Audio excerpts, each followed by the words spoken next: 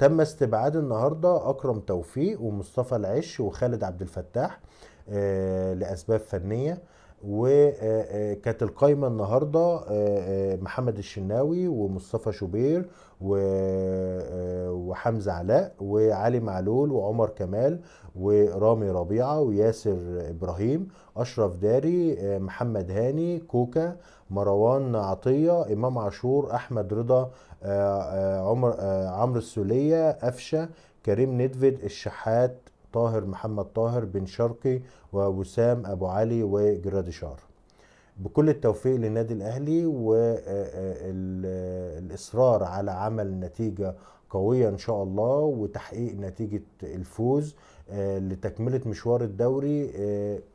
محدش عارف بكره في ايه، محدش عارف بكره بيراميدز برضه هيقابل حرس الحدود.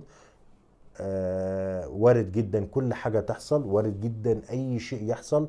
فإن شاء الله بإذن الله نتمنى بإذن الله إن يحصل أي تعثر لبيراميدز والأهلي يفوز ويبدأ يقرب موضوع الدوري شوية. ولو ما حصلش إن شاء الله نكون موجودين في بطولة أفريقيا السنة الجاية بالمحافظة على المركز الثاني اللي احنا موجودين فيه دلوقتي إن شاء الله بإذن الله.